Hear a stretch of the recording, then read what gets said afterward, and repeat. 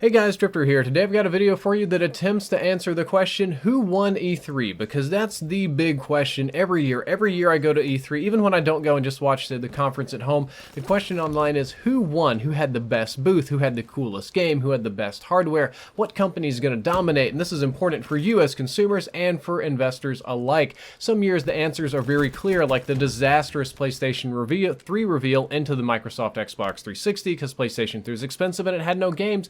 And then, funnily enough, the other way around, the PlayStation 4 reveal was awesome and crushed Xbox One for similar reasons.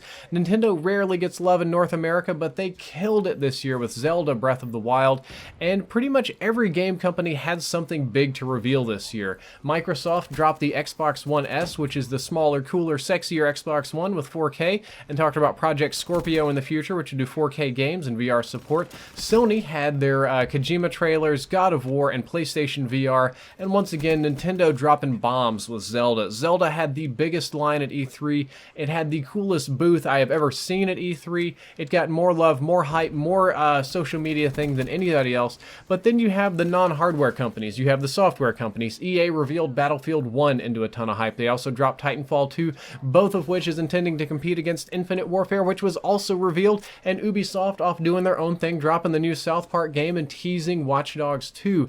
And this year was a very good year for E3. I would say there are no clear winners, and it's not easy to say which company won per se. So many gamers this year are just saying gamers won. Everybody won. There were no losers. This year was the only person that loses are people that don't play video games because everything we saw was awesome. And I'm going to say that's not true. This year there was a very clear winner. And you want to know who really won E3, who really had the biggest presence on the show floor? What's definitely going to be the wave of the future? That's VR. Virtual reality headsets won E3. Any and all VR companies, fans of VR, anybody that manufactures or invests in those parts are the definite winners of the E3 show. I cannot explain to you how huge of a presence VR had at E3 and how much it stepped up from last year and how much the quality stepped up. No jokes whatsoever. About 1/4 of all of E3 booths this year were solely focused on VR, and probably about 1/3 of them had VR equipment in the booth. Microsoft's Project Scorpio, which they didn't reveal a lot about, but they did tease, does come with VR support, even rumored to be supporting the Oculus Rift. PlayStation VR was a huge part of Sony's press conference. Can't explain to you how huge of a part it was. They even had like 16 VR booths for us to sit down and play immediately after the press conference and their games. Oculus had a massive booth on the show floor, crazy long lines, new games, new controllers, new everything. HTC didn't do as much on the show floor with the Vive. They had the Vive set up in some kind of random booths here and there, but they had a lot at E3 Live in downtown LA, and they had a lot in the private rooms, and they were just like HTC Vive spread all over the place to play different games. And even Samsung threw down big for their Gear VR, which is VR on phones. Basically, you just click your phone into a headset or into Google Cardboard, and you are good to go for that virtual reality headset experience. They had a huge booth. They had skateboarding, roller coasters. I believe they had T-Pain and Lil Wayne come. Like, they were really pushing their Gear VR on the phone. And Samsung is a massive company, maybe even bigger than Sony. I'm not entirely sure of their size. And these are just the big guys, right? Like, these are the big companies.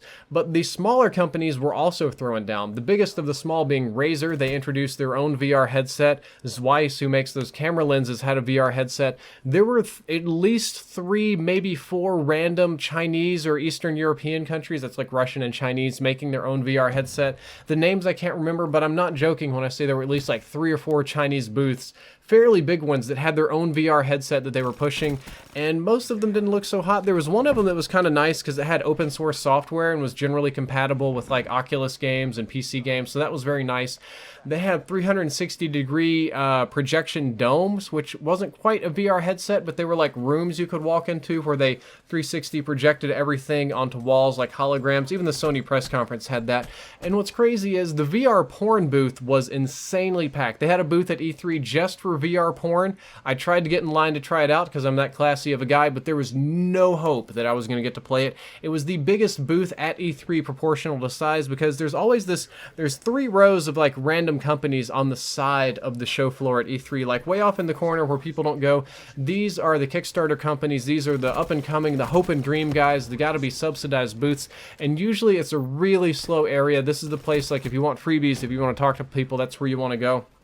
And I go over there, and it's completely dead, except there's like 200 people in line to try VR porn, and they're getting them through the line just as fast as they possibly can. And not only that, but there were lots of VR games in normal booths too. I believe Ubisoft had VR games. A lot of the booths that were showing off technology had them available. Like in the private meeting rooms, there were VR games for different companies and different stuff. There was private stuff.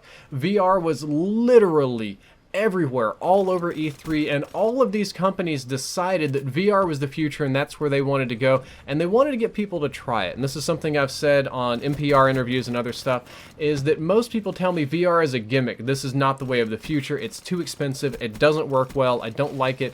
And most of those people just haven't tried it. Very, very few people that I know that have tried VR truly dislike it, and I will agree with you that the price point is very high, but that's the same of any new technology, anything that's coming out, 4K TVs, Blu-ray players, even VHS players back in the day, or big screen TVs. They were all very, very expensive until they hit that mass adoption, and then the price point goes down, down, down, and the innovation goes up, up, up.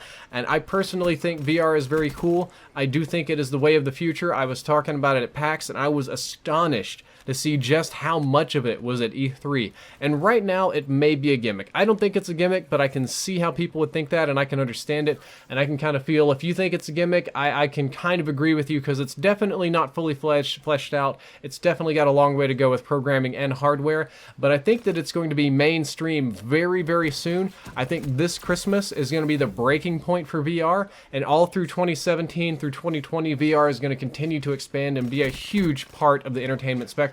If this E3 was anything to tell, it sounds like I'm beating a dead horse, but I'm telling you, it blew me away how like every single booth had VR. Like I was getting dizzy from putting on these headsets. I've got a cold right now because I've been touching all these things at E3. VR won E3. I'm telling you. Guys, that's all for this video. I hope you enjoyed it. I hope you learned something useful. If you did, don't forget to like, favorite, and subscribe. Drifter out.